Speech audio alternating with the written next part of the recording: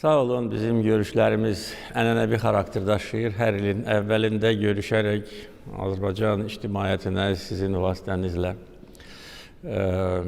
ilin yekunları ilə bağlı həm məlumat verilir, həm də ki, öz fikirlərimi bir də bölüşmək üçün imkan yaranır.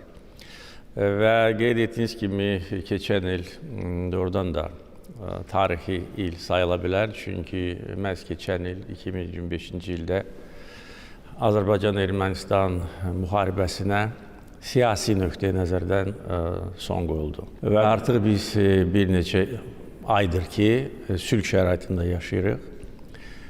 Sülh şəraitində yaşamaq nə deməkdir? Bunu öyrənirik. Çünki müstəqillik əldə ediləndən sonra, hətta ondan da əvvəl Azərbaycan xalqı və dövləti müharibə şəraitində yaşamışdır.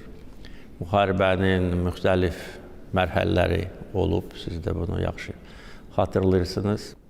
Həm müharibənin fəal mərhələsi, atəşkəs mərhələsi, İkinci Qarabağ müharibəsi, antiterror əməliyyatı, ondan sonraki dövr.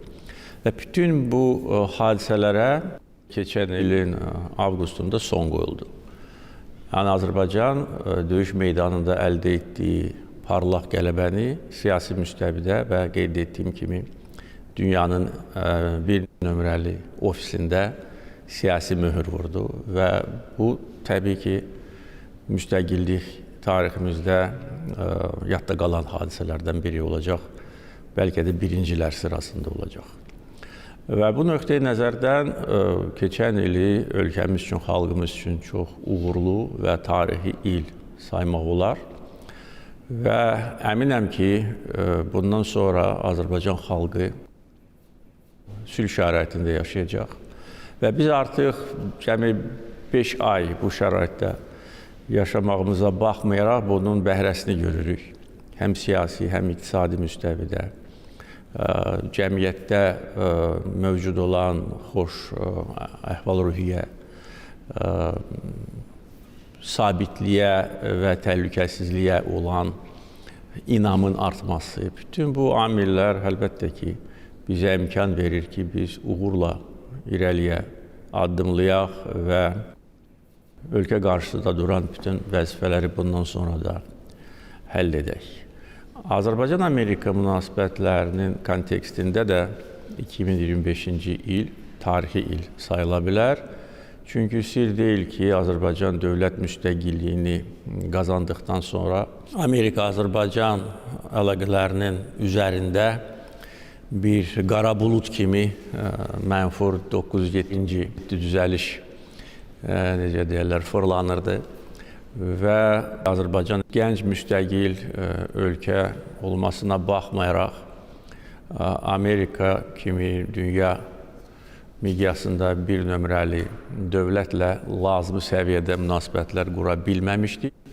Amerikadakı anti-Azərbaycan qüvvələrin fəaliyyəti Amerikada erməni lobbisinin fəaliyyəti nəticəsində.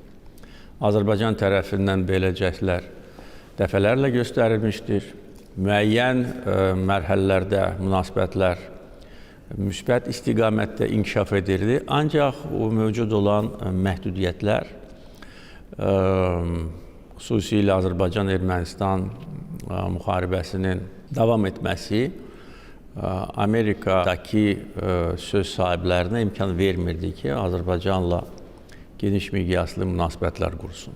Artıq bu məhdudiyyət də yoxdur və bunun təbii ki, iki əsas səbəbi var. Birinci, Azərbaycan-Ermənistan müharibəsinin rəsmən sona çatması.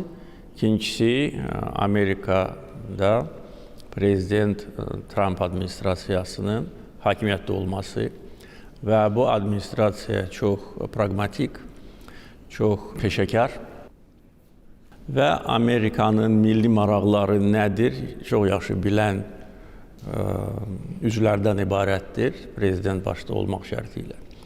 Və təbii ki, Azərbaycan kimi bölgədə güclü potensialı və nüfuz dairəsi olan ölkə ilə Amerika Birləşmiş Ştatları üçün də əməkdaşlıq önəmlidir bizim üçün də.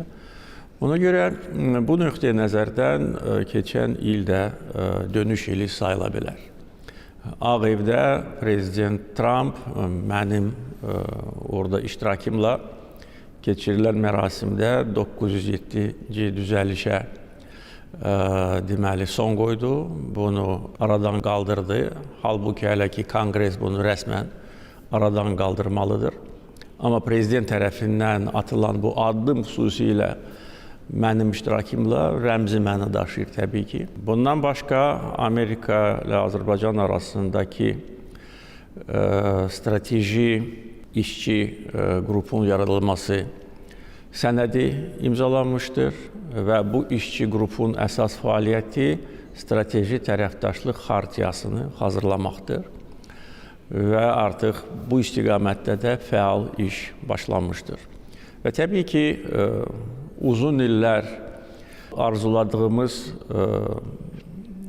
Azərbaycanın əsas hissəsi ilə onun Naxçıvan Muxtar Respublikası arasındakı coğrafi bağlantının yaradılması da məhz həmin gün reallaşdı. Yəni Zəngəzur dəhlizinin açılması artıq Amerika prezidenti tərəfindən də təsdiqlənmişdir və artıq məndə və əminəm ki, Azərbaycan vətəndaşlarında şübhə yoxdur ki, Zəngəzur dəhlizi açılacaq. Onun adı fərqli ola bilər, amma mahiyyət dəyişmir və beləliklə bizə lazım olan və Ermənistanla normallaşma prosesi çərçivəsində lazım olan bütün məsələlər istədiyimiz kimi öz həllini tapdı.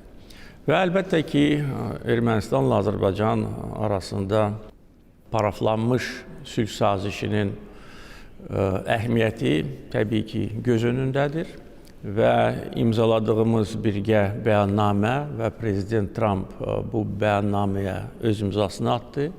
Şahid qismində bütün bunlar və digər önəmli hadisələr dediyiniz məsələyə daha bəlkə də geniş prizmadan aydınlıq gətirir.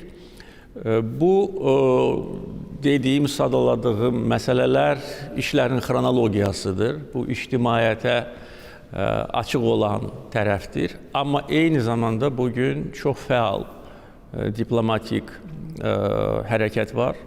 Azərbaycanla Amerika arasındakı əlaqələr çox praktik və nəticəyə hesablanmış istiqamətdə cərəyan edir. Oktyabr ayından bu yana mənim tərəfimdən Amerikaya 4 rəsmi heyət ezam edilmişdir. Nazirlərdən və özəl sektor nümayəndələrindən, digər məsul şəxslərdən ibarət və demək olar ki, əsas istiqamətlər üzrə strateji xartiyanın hazırlanması və qarşılıqlı sərmayə qoyuluşu, onun təşkili və münasibətlərimizin iqtisadi, ticarət, nəqliyyat, hərbi sənaye istiqamətinə deməli, əhatə edilməsi məsələləri müzakirə edilir. Yəni, ümidlərimiz böyükdür, nəticələrdə kifayət qədər təsirlidir. Ona görə bu nöqteyi nəzərdən 2025-ci ili təbii ki, çox uğurlu və tarixi il saymaq olar.